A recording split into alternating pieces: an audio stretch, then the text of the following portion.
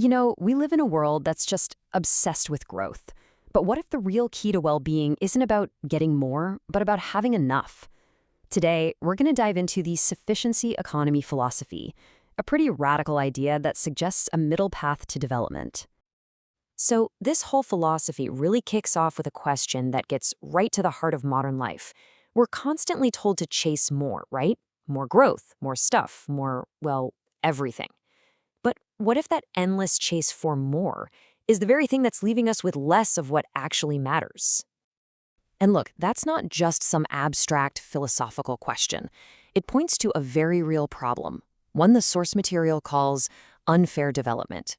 It's this cycle we see playing out all over, where this relentless push for progress for some ends up creating instability, widening inequality, and just this deep sense of imbalance for so many others. So, what's the alternative? Well, that's where the sufficiency economy philosophy comes in. The best way to think about it is as a middle path. Instead of trying to maximize every little thing, the goal is to find a kind of dynamic balance. It's all built on three main ideas: moderation, reasonableness, and resilience.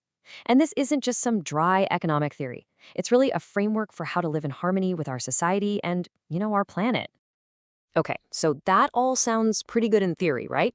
But what does it actually look like when the rubber meets the road? Let's get into the mechanics of it and really break down the core principles of this whole middle path idea. And this is what's so fascinating, where this philosophy fits in. I mean, think about it. Most economic systems push us towards one of two extremes. Either it's all about maximizing growth no matter the cost, or it's about total state control. The sufficiency economy kind of looks at both of those and says, no, there's another way. It carves out this third path that's all about balance, moderation, and something I think we can all agree on: sustainable, long-term well-being. All right, so here's the whole framework, and it's actually beautiful in its logic. It kicks off with three main principles. First up, moderation. Super simple, right? It just means living within your means. Second, reasonableness. Basically thinking through the real consequences of your actions.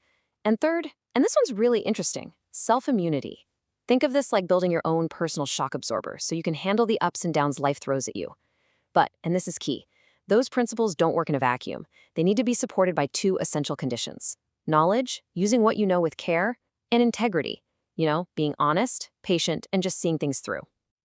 So we've got the how, but what about the why? What's the fundamental worldview that makes all of this hang together?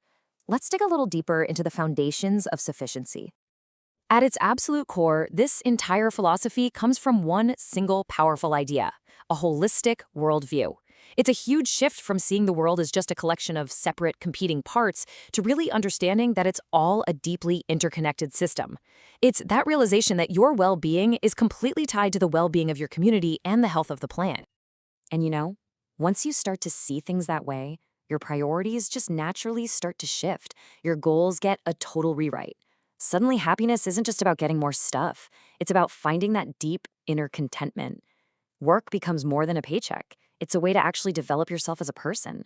Resources aren't just things to be used up. They're precious things we need to manage carefully for the future. And change? Well, change stops being this chaotic thing and becomes a more gradual, mindful process. And this perspective leads to a pretty profound conclusion about who we are.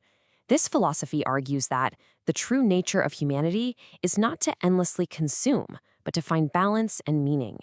Wow. I mean, just let that sink in for a second. That's a powerful shift. Okay, so this all leads to a really practical question, one you're probably asking right now. How do you actually live this way?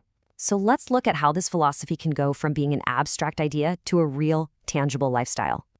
At the end of the day, this philosophy is so much more than just an economic model. It's basically a guide for how to live your life. It's about consciously, deliberately building a life that's based on balance and self-reliance.